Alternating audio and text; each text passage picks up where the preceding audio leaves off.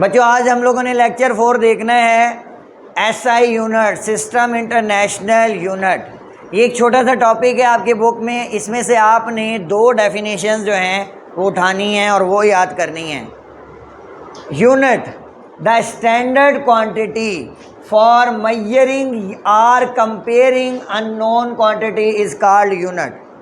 ऐसी standard quantity जो किसी अननोन क्वांटिटी को, जो आपको मालूम नहीं है, उसको मेजर करने के लिए इस्तेमाल होती है। इसकी एग्जांपल मैं ऐसे देता हूँ कि जैसे आप लोग किसी परचून की दुकान पर जाते हैं और कहते हैं मुझे 2 किलो चीनी दे दें, तो वो जब 2 किलो चीनी तोलने रखता है तो 2 किलो का बट्टा जो है एक साइड पर रखता है। तो वो जो 2 किलो का बट्टा है वो जो है स्टैंडर्ड क्वांटिटी है, वो सबको पता है कि ये 2 किलो का है। और फिर उसके कंपेयर में चीनी 2 किलो जो है वो तोलता है और 2 किलो कंपेयर कर अननोन क्वांटिटी, चीनी नहीं पता था हमें कितनी है, तो 2 किलो के बराबर हम उसको तोलते हैं, तो इसे हम लोग कहते हैं यूनिट। यूनिट आप लोगों ने पढ़े हैं, जैसे किलोग्राम मैस का यूनिट है, आगे आप देखेंगे भी लेंथ का यूनिट है, टाइम का यूनिट क्या है, ये सारे यूनिट देखेंगे। फिर इसी में आता है सिस्टम इंटरनेशनल या इंटरनेशनल सिस्टम ऑफ यूनिट। मेरे बच्चों जब नई नई सर्च शुरू हुई थी 1960 से पहले हर मुल्क में अलग यूनिट इस्तेमाल होते थे ज़बान की तब्दीली की वजह से। 1960 के अंदर एक जनरल कॉन्फ्रेंस बुलाई गई, यानी हर मुल्क से जितने साइंटिस्ट थे उनके मेन बंदों को, 2 को, एक को रेफ़र किया गया कि आप हमारे पास आएँ। उन्होंने मीटिंग की, उन्होंने मीटिंग करके ये जो 7 हमारी स्टैंडर्ड क्वांटिटीज़ थी ना, इनके यूनिट, एसआई यूनिट जो है वो रिकमेंड कर दिए। उन्होंने कहा कि ये 7 यूनिट्स जो हैं पूरी दुनिया में हर जगह इस्तेमाल हो, यानी आप कहीं भी चले जाएं ना दुनिया में तो यही 7 यूनिट्स इस्तेमाल होते हैं और यही इनके नाम है और यही इनके यूनिट्स हैं। तो सिस्टम इंटरनेशनल क्या है? द जनरल कॉन्फ्रेंस बुलवाई गई ऑन मैयर्स एंड वेट वज़न और मैयर मापने पर, हेल्ड इन पेरिस, जो पेरिस में हुई 1960 में, made a standard for मैयरिंग unknown quantity. उन्होंने स्टैंडर्ड बना लिए कि ये हम लोग मैस के लिए यूज़ करेंगे किलोग्राम, फिर उसके छोटे बड़े यूनिट हो सकते हैं, बेसिक जनरल यूनिट यही है। टाइम के लिए हम लोग बेसिक सेकंड यूज़ करेंगे, घंटे मिनट भी होते हैं, और इसी तरह से वो बड़े यूनिट हैं। तो सब 7 क्वांटिटीज़ की उन्होंने फ़िक्स कर लिए और उनको नाम देते हैं हम लोग SI, system international SI unit. तो एसआई यूनिट मैस का किलोग्राम, हमारे पास मैस का किलोग्राम है, टाइम का जो है वो सेकंड है, और जो हमारे पास क्या नाम है, लेंथ है उसका मीटर है। ये सारे इन्होंने इस कॉन्फ्रेंस में डिसाइड हुए। क्लियर हुई ये बात कि कॉन्फ्रेंस के अंदर क्यों, ये हमारे फ़ायदे के लिए। अब एक पाकिस्तानी बंदा किसी और मुल्क में जाता है, उसने कोई चीज़ लेनी, उसको पता ही नहीं यहाँ कौन से यूनिट इस्तेमाल होते हैं। तो 1960 में ये सारी चीज़ें दूर कर दी गई और सब के लिए एक ही यूनिट रख दिया। क्लियर ये बात? नेक्स्ट चलें। अच्छा, 7 base quantities and their unit. बच्चे हर साल, तकरीबन हर साल ये सवाल लाजमी रिपीट होता है। इसमें गिने चुने 3-4 सवाल बनते हैं जो इस साल भी आपके पेपर में आए हुए, आप लोग देखेंगे। डेफिनेशंस कुछ आई हैं, ये आई है बेस क्वांटिटी, ड्राइव क्वांटिटीज़ आई हैं।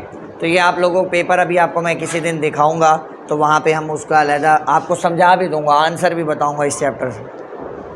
7 बेस क्वांटिटीज़ आपने पहले याद की, length, mass, time, electric current, temperature, intensity of light, amount of substance.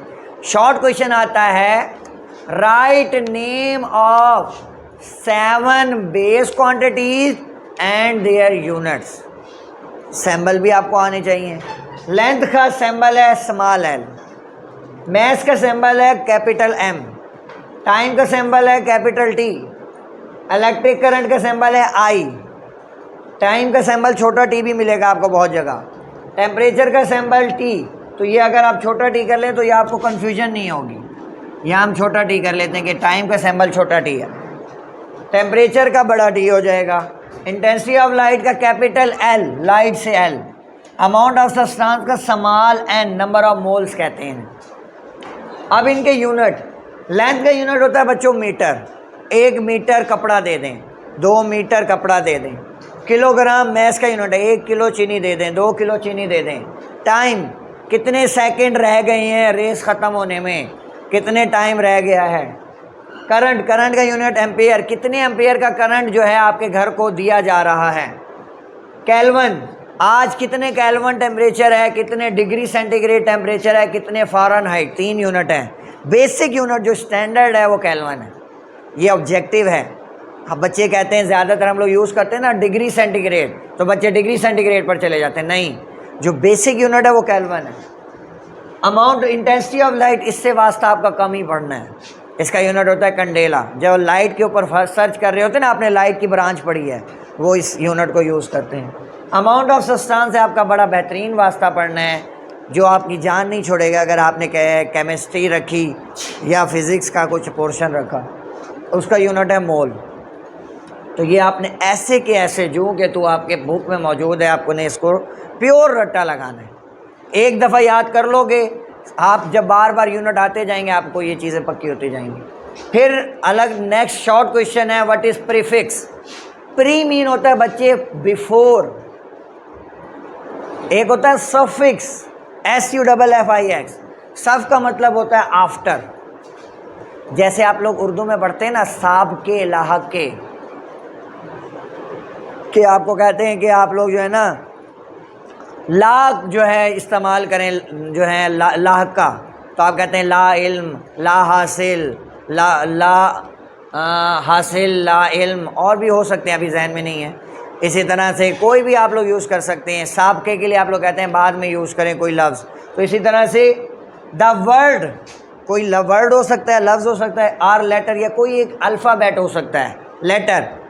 Added before SI unit, SI unit से पहले अगर लगाएं बिफोर SI यूनिट, तो उसे हम लोग कहते हैं prefix. Before SI unit, pre mean before, fix number, कोई quantity. The word or letter added before SI unit is called prefix. For example kilo, mega, centi. अब वो कैसे, जब आप इसके न्यूमेरिकल करेंगे वहाँ मज़ीद क्लियर होगी। यहाँ अभी थोड़ी सी एग्जांपल बताता हूँ, आप आगे बल्कि प्रीफिक्स पढ़ेंगे तो वहाँ देख लेते हैं। टोटल ये आपके पास जो आपकी ज़िंदगी में बार बार इस्तेमाल होनी है वो हमारे आसानी के लिए। अब देखें, अगर कोई वैल्यू है वो बड़ी है, ये उसका कोई जो है वो बनता है 5432205, इतनी बड़ी है। अब आप इसको इतनी बड़ी लिखने के बजाय इससे बड़ी भी हो सकती है, ये चल रही है। अब देखो 1 2 3 4 5 6 7 8 9 क्वांटिटीज़ है। एक और लिख लेता हूँ, 0 लिख लेता हूँ या 4 लिख लेता हूँ, 10 क्वांटिटीज़ हैं। अब इस क्वांटिटी के एंड पर मौजूद है डॉट, यानी फुल स्टॉप, जिसे आप कहते हैं कि क्या कहते हैं इसे आप, इंशाइया, इंशाइया कहते हैं ना। और उसके बाद क्या नाम है, अब मैंने इतनी बड़ी रकम मैं नहीं लिखना चाह रहा, और इसका यूनिट उसने हमें दिया हुआ है, फॉर एग्जांपल मीटर। क्या यूनिट दिया हुआ है, इतनी बड़ी मीटर में लेंथ है। अब आप इसको शॉर्ट करने के लिए क्या करेंगे, आप गिनेंगे 9 पीछे ले जाएं इसको, 1 2 3 4 5 6 7 8 9, पॉइंट आ जाएगा यहाँ पर। आगे आप लोग 2 वैल्यू लिख लें या 3 लिख लें, 432, ठीक है। जितना पीछे आएगा उतना प्लस में बढ़ रहा है, मल्टीप्लाइड बाय 10 की पावर क्या हो जाएगा 9। जितने हमने डॉट पीछे लेकर गया हूँ उतनी पावर बन जाएगी 10 की पावर 9 मीटर। अब मैं कहता हूँ 10 की पावर 9 भी मैंने नहीं लिखना, तो 10 की पावर 9 ढूंढो कहाँ मौजूद है, यहाँ मौजूद है ये गीगा, तो मैं यहाँ लिख दूंगा 5.432 गीगा मीटर, GM। तो ये प्रीफिक्स है कि बड़ी वैल्यू को, ये गिने चुने हमारे स्टैंडर्ड बने हुए हैं, ये स्टैंडर्ड भी यहीं बने होंगे सिस्टम इंटरनेशनल में। ये आपने लगाने हैं रट्टे, और पूरा साल आपने इनको जब पढ़ोगे ना, इनमें से आधे तो आपको बार बार पढ़ने से रट जाएंगे, आधे ऐसे हैं जो कम यूज़ होंगे, जैसे बड़ी वैल्यू है। अब आपको याद करने का तरीका, मैंने जो याद किया था एक्सा 18, एक्सा 18, अलिफ ये होता है ना एक्सा, तो अलिफ से 18, एक्सा मीन 10 की पावर 18, इसको ई से जाहिर करेंगे। पेटा 15, पेटा 15 10 की पावर 15। टेरा 12, टेरा 12 10 की पावर 12। गीगा, गीगा को याद कर लो, गीगा महल से, गीगा महल 9 गुना बड़ा है, ऐसे याद रखो, गीगा 9।